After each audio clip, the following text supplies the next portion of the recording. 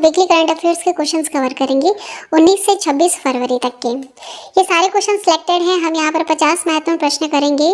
सारे प्रश्नों के आंसर हम यहाँ पर डिटेल में डिस्कस करेंगे, तो वीडियो को ध्यान से पूरा देखिएगा। यहाँ से क्वेश्चंस आपके एग्जाम में 100% पूछे जाएंगे और लास्ट वाला क्वेश्चन आपके लिए है जिसका आंसर आपको कमेंट करना है। क्वेश्चन नंबर फर्स्ट है, थल सेना अध्यक्ष के रूप में lieutenant general MV Suchendra Kumar के बाद किसने यह पद संभाला है? यह पद संभाला है लेफ्टिनेंट जनरल उपेंद्र द्विवेदी ने। थल सेना अध्यक्ष कौन बने हैं? Lieutenant general Upendra Dwivedi. ठीक है, उपेंद्र द्विवेदी ने 19 फरवरी 2024 को थल सेना अध्यक्ष का पद ग्रहण किया। अपनी वर्तमान नियुक्ति से पहले लेफ्टिनेंट जनरल उपेंद्र द्विवेदी ने चुनौतीपूर्ण परिचालन वातावरण में काम करते हुए 2022 से 24 तक उत्तरी कमान के general officer commanding in chief के रूप में कार्य किया है। अगला है, भारतीय टीम ने टेस्ट क्रिकेट में सबसे बड़ी जीत किस देश के खिलाफ की है? तो देखिए, इंग्लैंड के खिलाफ की है। ठीक है, इंपॉर्टेंट पॉइंट। भारतीय टीम ने राजकोट में खेले गए टेस्ट मैच में इंग्लैंड पर 434 रनों की शानदार जीत दर्ज करते हुए इतिहास रचा है। टेस्ट फॉर्मेट में यह भारत की अब तक की सबसे बड़ी जीत है रनों के हिसाब से। अगला है, बैडमिंटन एशिया टीम चैंपियनशिप में किस देश की महिला टीम ने गोल्ड मेडल जीता है? तो गोल्ड मेडल जीता है भारत देश की टीम ने। ठीक है, देखिए, भारतीय महिलाओं ने बैडमिंटन एशिया टीम चैंपियनशिप जीतकर इतिहास रचा। भारतीय महिला टीम ने पहली बार इस टूर्नामेंट में गोल्ड मेडल अपने नाम किया है। PV सिंधु और अनमोल खरब फाइनल में चमकी हैं। अगला है, खेलो इंडिया यूनिवर्सिटी गेम्स 2024 की मेजबानी कौन से शहर कर रहा है? तो वह है गुवाहाटी। ठीक है, खेलो इंडिया यूनिवर्सिटी गेम्स 2024 की मेजबानी कर रहा है। इन खेलों में 200 यूनिवर्सिटीज़ के 4500 से ज़्यादा खिलाड़ी हिस्सा लेंगे। खेलों का समापन 29 फरवरी को होगा। खेलो इंडिया यूनिवर्सिटी गेम्स केंद्र की खेलो इंडिया पहल का हिस्सा है, जिससे ग्रास रूट स्तर पर खेलों को बढ़ावा दिया जा रहा है। प्रसिद्ध जैन संत आचार्य विद्यासागर महाराज का निधन हुआ। इनका जन्म कहाँ हुआ था? तो कर्नाटक में इनका जन्म हुआ था। ठीक है, देखिए, इंपॉर्टेंट पॉइंट। प्रसिद्ध जैन संत आचार्य विद्यासागर महाराज का छत्तीसगढ़ के डोंगरगढ़ में चंद्रगिरी तीर्थ पर निधन हुआ। आचार्य विद्यासागर महाराज दिगंबर जैन समुदाय के सबसे प्रसिद्ध जैन संत थे। जैन संत विद्यासागर महाराज का जन्म कर्नाटक के बेलगांव के सदलगा गांव में 10 अक्टूबर 1946 को हुआ था। ठीक है, नेक्स्ट है, इरेडा ने नवीकरणीय ऊर्जा परियोजनाओं के सह वित्त पोषण के लिए किसके साथ समझौता किया है? तो समझौता किया गया है पंजाब नेशनल बैंक के साथ। अब देखिए, भारतीय नवीकरणीय ऊर्जा विकास एजेंसी लिमिटेड एक भारतीय सार्वजनिक क्षेत्र का उपक्रम है। इसकी स्थापना 1987 में की गई थी। PM विश्वकर्मा योजना किस मंत्रालय द्वारा शुरू की गई है? तो याद रखिएगा, सूक्ष्म लघु और मध्यम उद्यम मंत्रालय के द्वारा शुरू की गई है PM विश्वकर्मा योजना। PM विश्वकर्मा योजना सूक्ष्म लघु और मध्यम उद्यम मंत्रालय द्वारा शुरू की गई एक केंद्रीय क्षेत्र की योजना है। इस योजना के तहत कारीगरों शिल्पकारों को सस्ते ऋण, कौशल प्रशिक्षण, आधुनिक उपकरण, डिजिटल लेन देन के लिए प्रोत्साहित करती है। इस योजना के लिए 13,000 करोड़ रुपए का बजट रखा गया था। अगला है, 58वें ज्ञानपीठ पुरस्कार के लिए किसे नामित किया गया? तो देखिए, A और B सही है, यहाँ पर D वाला सही है। गुलजार और जगत गुरु रामभद्राचार्य। गुलजार जो हैं प्रसिद्ध उर्दू कवि हैं और संस्कृत विद्वान हैं जगत गुरु रामभद्राचार्य। देखिए, ज्ञानपीठ चयन समिति ने प्रसिद्ध उर्दू कवि गुलजार, इनका असली नाम संपूर्ण सिंह कालरा है, जिन्हें इस युग के बेहतरीन उर्दू कवि के रूप में जाना जाता है, तो इन्हें दिया जाएगा। और संस्कृत विद्वान जगत गुरु रामभद्राचार्य चित्रकूट में तुलसी पीठ के संस्थापक हैं। इन्हें 58वें ज्ञानपीठ पुरस्कार के लिए नामित किया गया है। वर्ष 2023 के लिए भारत के माननीय राष्ट्रपति द्वारा प्रतिष्ठित जीवन रक्षा पदक से किसे सम्मानित किया गया? तो सम्मानित किया गया है शशिकांत कुमार को। किसे? शशिकांत कुमार को। देखिए, 8 जून 2023 को प्रयागराज शिवकी रेलवे स्टेशन पर श्री शशिकांत कुमार ने एक महिला यात्री को गंभीर खतरे में देखा था। यात्री चलती ट्रेन से उतरने का प्रयास कर रही थी, तभी उनका पैर फिसल जाता है और वो ट्रेन तथा प्लेटफॉर्म के बीच का जो गैप होता है ना, वहाँ गिर जाती है। शशिकांत कुमार जी ने संकटग्रस्त यात्री को बचाने के लिए अपनी सुरक्षा को जोखिम में डाला। कुमार के त्वरित हस्तक्षेप ने एक संभावित घातक दुर्घटना को रोक दिया। ठीक है, बहुत बड़ी दुर्घटना हो सकती थी यहाँ पर, इसलिए इन्हें सम्मानित किया गया। अगला है, प्रधानमंत्री नरेंद्र मोदी ने किस राज्य में श्री कल्की धाम मंदिर की आधारशिला रखी है? तो कहाँ पर? उत्तर प्रदेश में। ठीक है, जहाँ पर अभी हाल ही में अयोध्या राम मंदिर बना है, यहाँ पर श्री कल्की धाम मंदिर की आधारशिला रखी है। प्रधानमंत्री नरेंद्र मोदी संबल उत्तर प्रदेश में हिंदू तीर्थ स्थल श्री कल्की धाम मंदिर की आधारशिला रखी। इस मंदिर का निर्माण श्री कल्की धाम मंदिर निर्माण ट्रस्ट द्वारा किया जा रहा है, जिसके अध्यक्ष आचार्य प्रमोद कृष्णम है। भगवान कल्की को प्रभु विष्णु का 10वां अवतार माना जाता है। श्री कल्की धाम मंदिर परिसर 5 एकड़ में बनकर तैयार होगा, जिसमें 5 वर्ष का समय लगेगा। ठीक है, नेक्स्ट क्वेश्चन बहुत ही ज़्यादा इंपॉर्टेंट। हेनले पासपोर्ट इंडेक्स 2024 में भारत की रैंक क्या है? तो हमारे भारत देश की रैंक है 85th। देखिए यहाँ पर 85th रैंक है। 2023 में 80 नंबर पर था। आप देख सकते हैं यहाँ पर थोड़ा नीचे खिसक कर आया है, 85 नंबर पर आया है।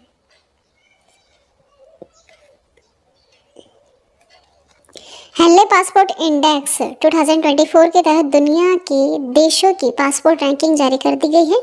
इस रैंकिंग में 6 देश टॉप पर हैं, जैसे France, Germany, Italy, Spain, Japan और सिंगापुर।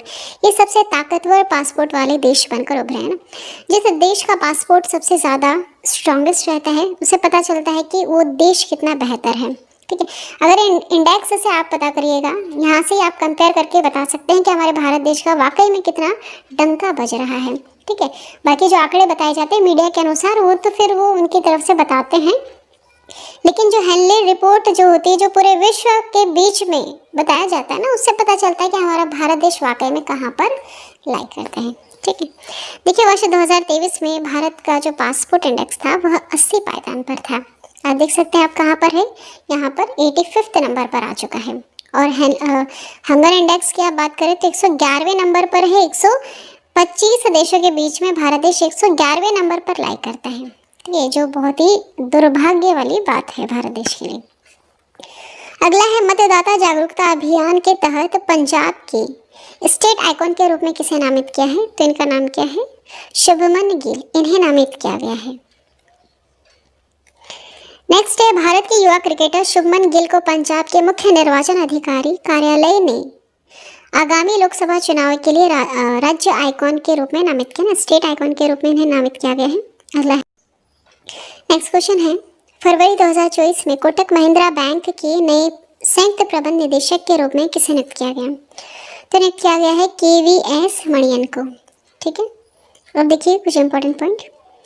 कोटक महिंद्रा बैंक ने हाल ही में प्रमुख नेतृत्व परिवर्तन की घोषणा की, जिसमें KVS मणियन को संयुक्त प्रबंध निदेशक और शांति एकनबरम को उप प्रबंध निदेशक नियुक्त किया गया है। अगला सवाल है हमारा, महाराष्ट्र राज्य में मराठा समुदाय के लिए कितना प्रतिशत आरक्षण का प्रस्ताव पारित किया गया है? 10% का आरक्षण प्रस्ताव पारित किया गया है। अब देखिए, विधेयक में शिक्षा और सरकारी नौकरियों दोनों में मराठा समुदाय के लिए 10% आरक्षण का प्रस्ताव रखा गया है। मुख्यमंत्री वहाँ के हैं एकनाथ शिंदे, है ना, महाराष्ट्र के। इन्होंने इस विधेयक को वैसे पास कर दिया गया है, जिससे दोनों में मंजूरी दे दी गई है ना। दोनों जो होते हैं विधानसभा और विधान परिषद है, वहाँ पर दोनों हैं, वहाँ पर दोनों में पास कर दिया गया है। अगला सवाल है हमारा, 11वीं अंतर्राष्ट्रीय कठपुतली महोत्सव कहाँ आयोजित की जा रही है? जिसका आयोजन चंडीगढ़ में किया जा रहा है, 11वां अंतर्राष्ट्रीय कठपुतली महोत्सव। देखिए, 11वां अंतर्राष्ट्रीय कठपुतली महोत्सव का आयोजन चंडीगढ़ में किया जा रहा है। कार्यक्रम का उद्घाटन पंजाब के राज्यपाल और UT प्रशासक बनवारी लाल पुरोहित द्वारा किया गया। इसका आयोजन 17 फरवरी से 21 फरवरी तक टैगोर थिएटर में किया गया। अगला सवाल है, हाल ही में हिमालयन बास्केट की शुरुआत किस राज्य में की गई है? हिमालयन बास्केट की शुरुआत हुई है उत्तराखंड में। उत्तराखंड के मुख्यमंत्री कौन है? इनका नाम है पुष्कर सिंह धामी। देखिए इंपॉर्टेंट पॉइंट, उत्तराखंड के मुख्यमंत्री पुष्कर सिंह धामी ने अपने आवास पर हिमालयन बास्केट का शुभारंभ किया। हिमालयन बास्केट की शुरुआत 2018 में सुमित और स्नेहा थपलियान ने की थी। अब देखिए इंपॉर्टेंट पॉइंट, और हिमालयन बास्केट के तहत दूध, हल्दी और पुदीना जैसे कृषि उत्पाद खरीदे जाते हैं और उनसे अलग अलग उत्पाद बनाकर विदेशों में सप्लाई किए जाते हैं। अगला है विश्व सामाजिक न्याय दिवस 2024 का विषय क्या है? इसका विषय रखा गया अंतराल पाटना और गठबंधन बनाना। ठीक है, अंतराल पाटना गठबंधन बनाना विश्व सामाजिक न्याय दिवस 2024 का विषय है। देखिए, विश्व सामाजिक न्याय दिवस प्रतिवर्ष 20 फरवरी को मनाया जाता है। 2024 में इसका विषय अंतराल पाटना गठबंधन बनाना है। यह दिन सामाजिक अन्याय के खिलाफ आवाज उठाने और लिंग, नस्ल असमानता, धार्मिक भेदभाव आदि से संबंधित बाधाओं को दूर करने के लिए मनाया जाता है। यह दुनिया भर के लिए एक सामाजिक अन्याय पर भी प्रकाश डालता है और समाधानों और सुधारों पर ध्यान देता है। अगला है हाल ही में किसने एम्स जम्मू का उद्घाटन किया? जिसका उद्घाटन किया है नरेंद्र मोदी, देश के पीएम इन्होंने। देखिए, प्रधानमंत्री नरेंद्र मोदी ने जम्मू में अखिल भारतीय आयुर्विज्ञान संस्थान का उद्घाटन किया। इस अवसर पर उन्होंने कहा कि पिछले 10 वर्षों में जम्मू कश्मीर में मेडिकल कॉलेजों की संख्या 4 से बढ़कर 12 हुई है। अगला सवाल है निवेशक शिक्षा और संरक्षण निधि प्राधिकरण ने जागरूकता बढ़ाने के लिए किसके साथ समझौता किया? तो समझौता किया गया है डीबीएस बैंक के साथ। अगला है निवेश और धोखाधड़ी वाली योजनाओं पर जागरूकता फैलाने के लिए निवेश शिक्षा और संरक्षण निधि प्राधिकरण ने development bank of Singapore limited के साथ एक समझौता किया है। अगला है किस राज्य ने शहरी स्वच्छता निधि शुरू की है? किस राज्य ने? तो उड़ीसा राज्य ने की है शहरी स्वच्छता निधि को शुरू किया। अब देखिए इंपॉर्टेंट पॉइंट। नीति का उद्देश्य स्वच्छता मूलन श्रृंखला को परिपत्र, अर्थव्यवस्था, सामुदायिक भागीदारी और आपदा लचीलापन जैसे आधुनिक अवधारणाओं के साथ एकीकृत करना है। इसे ओडिशा के आवास और शहरी विकास विभाग द्वारा अनुसूचित किया गया था। नेक्स्ट देखिएगा, भारत ने किस फंड में 1 मिलियन अमेरिकी डॉलर का योगदान दिया है? किस फंड में दिया है? तो यहाँ पर आंसर हो जाएगा ऑप्शन ए वाला, गरीबी और भूख उन्मूलन कोष में। ठीक है, देखिए भारत, ब्राजील और दक्षिण अफ्रीका द्वारा स्थापित गरीबी और भुखमरी उन्मूलन कोष में भारत ने 1 मिलियन अमेरिकी डॉलर का योगदान दिया। अगला है 21 फरवरी को अंतर्राष्ट्रीय मातृभाषा दिवस के रूप में मनाया जाता है। यह किसकी पहल थी? तो यह पहल थी बांग्लादेश की। 21 फरवरी को अंतर्राष्ट्रीय मातृभाषा दिवस के रूप में मनाया जाता है।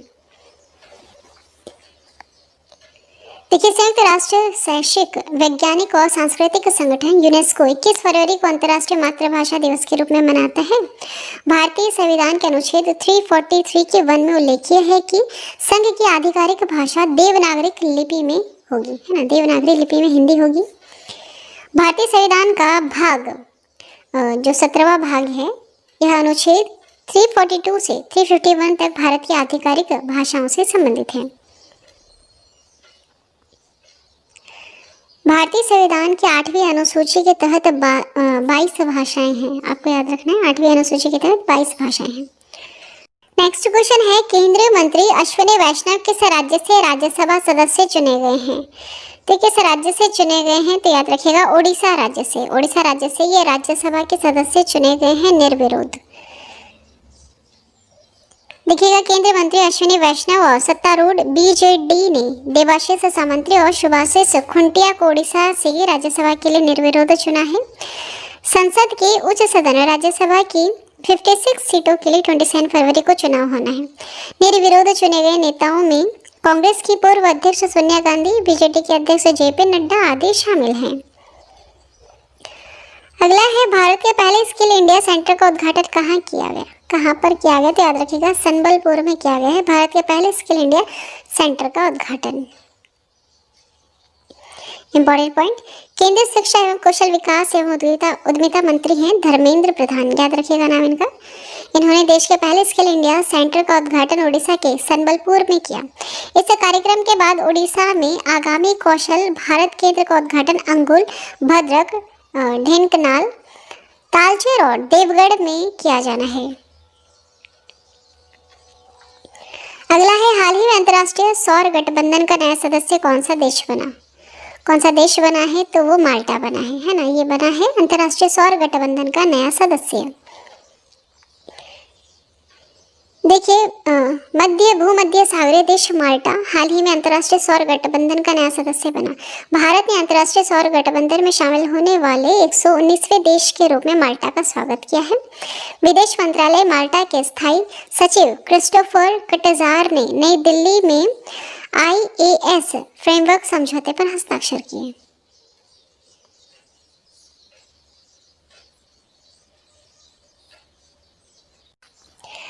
अगला है नौसैनिक अभ्यास मिलन 2024 का आयोजन कहाँ किया जा रहा है? तो इसका आयोजन विशाखापट्टनम में किया जा रहा है, नौसैनिक अभ्यास मिलन 2024 का।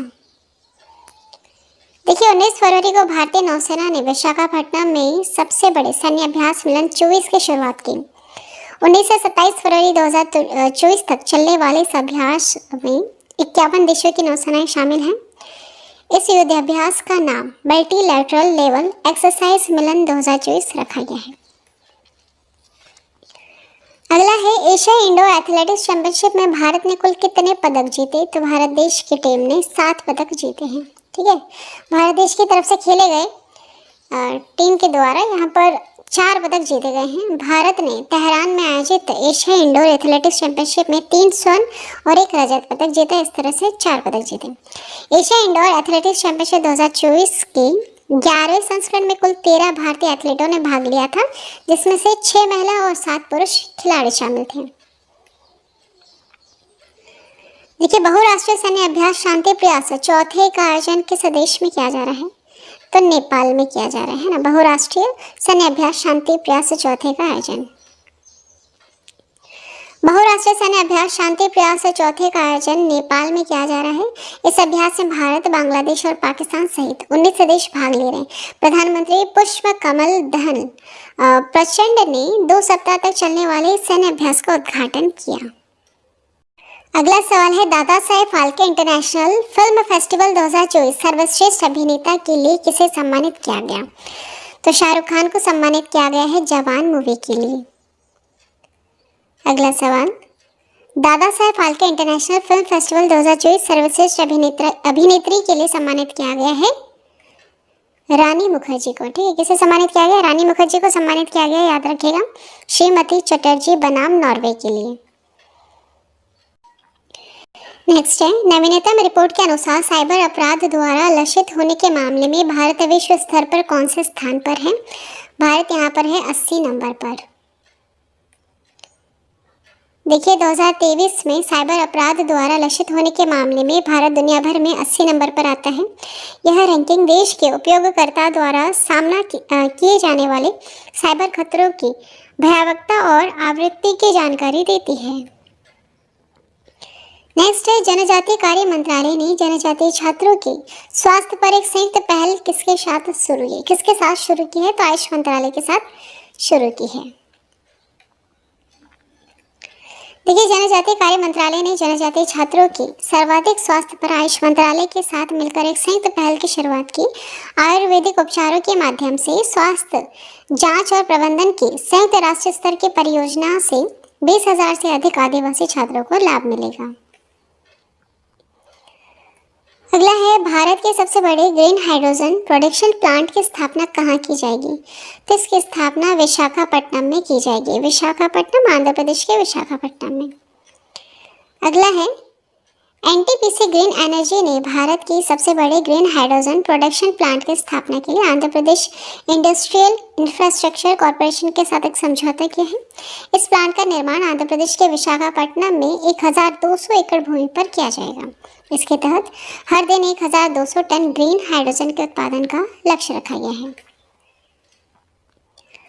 अगला है, बैंक ऑफ इंडिया के part time non official director के रूप में किसे नियुक्त किया गया? तो नियुक्त किया गया है MR कुमार को। ठीक है, MR कुमार को नियुक्त किया गया है बैंक ऑफ इंडिया के part time non official director के रूप में।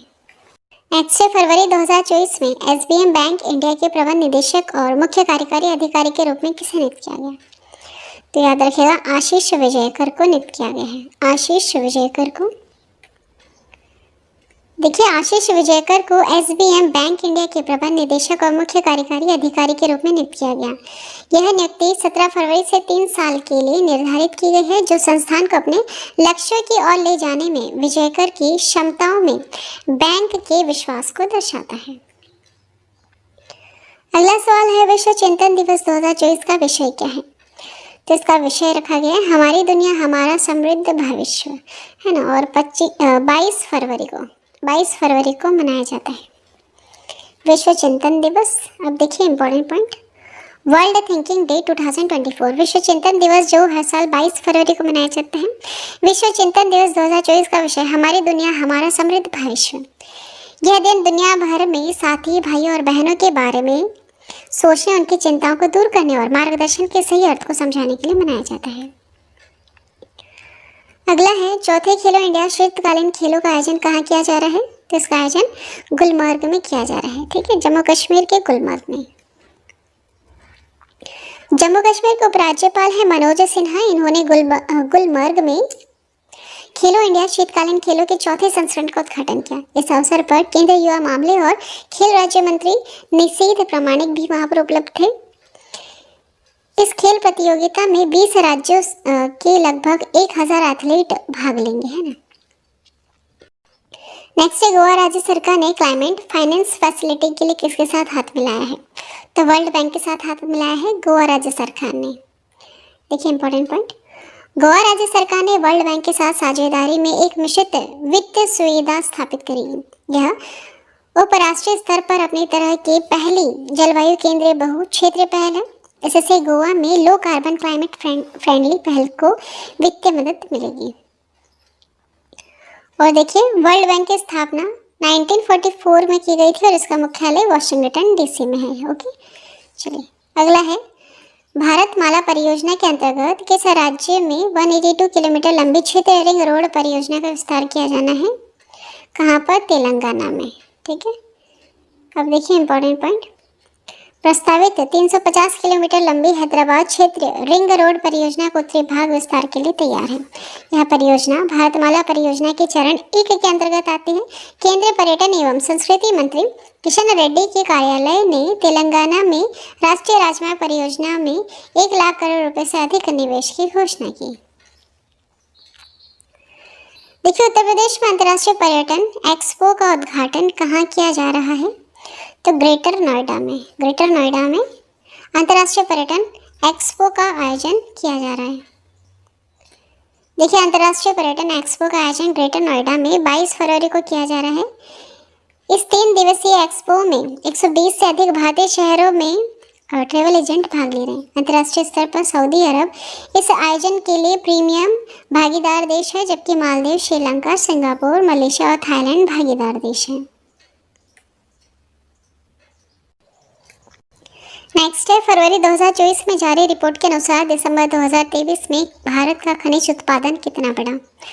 तो 5.1% बढ़ा है भारत का खनिज उत्पादन। देखिएगा, भारत का खनिज उत्पादन दिसंबर में पिछले वर्ष की तुलना में 5.1 तक बढ़ा है। लिग्नाइट, चूना पत्थर, कोयला, बॉक्साइट तथा प्राकृतिक गैस के उत्पादन में सकारात्मक वृद्धि देखी गई। पेट्रोलियम, कच्चा तेल, सोना, क्रोमाइट, फास्फोरेट और हीरे के उत्पादन में नकारात्मक वृद्धि, है ना, यहाँ पर घटता हुआ देखने के लिए मिला है।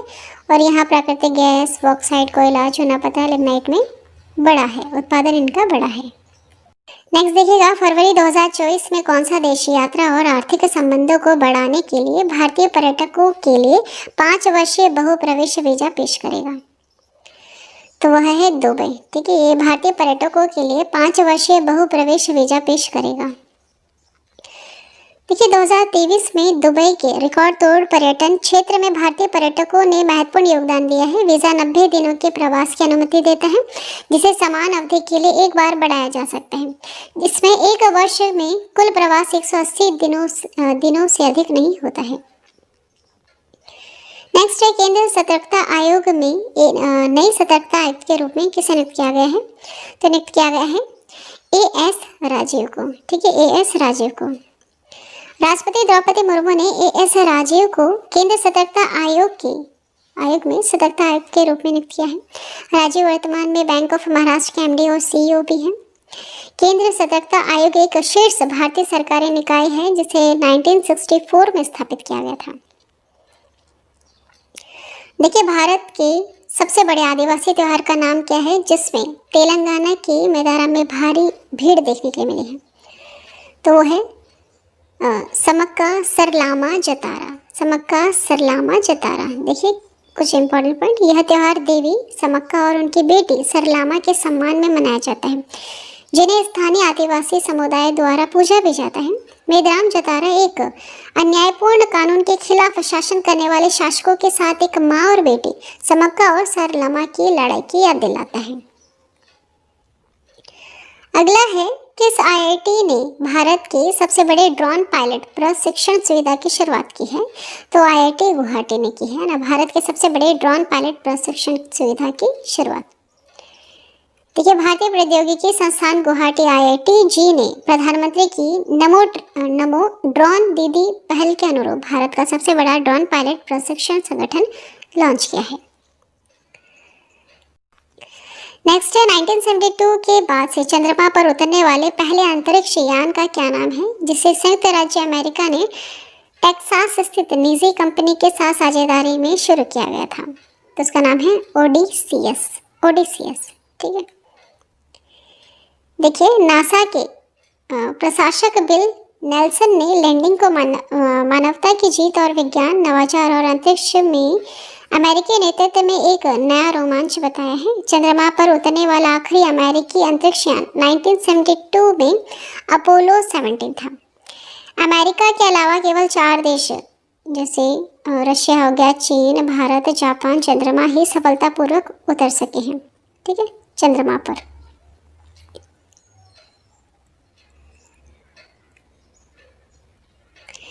नेक्स्ट है, टेस्ट क्रिकेट में इंग्लैंड के खिलाफ 100 विकेट लेने वाले पहले भारतीय गेंदबाज कौन है? तो वो है Ravichandran Ashwin. Important point, Ravichandran Ashwin test cricket में इंग्लैंड के खिलाफ 100 विकेट लेने वाले पहले भारतीय गेंदबाज हैं। इस लिस्ट में उनसे आगे सिर्फ जेम्स एंडरसन 145 विकेट लेकर इनसे आगे हैं। ठीक है, भारतीय गेंदबाज की हम बात करें तो वो हैं रविचंद्रन अश्विन। नेक्स्ट है, लोकसभा के पूर्व अध्यक्ष मनोहर जोशी का निधन हुआ। वह किस राज्य के पूर्व मुख्यमंत्री थे? तो महाराष्ट्र राज्य के। ठीक है, देखिए इंपॉर्टेंट पॉइंट, महाराष्ट्र के पूर्व मुख्यमंत्री और पूर्व लोकसभा अध्यक्ष मनोहर जोशी का 86 वर्ष की आयु में निधन हुआ। मनोहर जोशी 1995 से 1999 तक महाराष्ट्र के मुख्यमंत्री और 2002 से 2004 तक लोकसभा अध्यक्ष के रूप में कार्य किया था। जोशी महाराष्ट्र के पहले गैर कांग्रेसी मुख्यमंत्री हुआ करते थे। ठीक है, बने थे। हाल ही में किस कंपनी ने कंप्यूटर विजन के लिए दुनिया का पहला नो कोड प्लेटफॉर्म प्रथम का शुभारंभ किया है? तो एसर्ट एआई ने। ठीक है, एसर्ट एआई ने।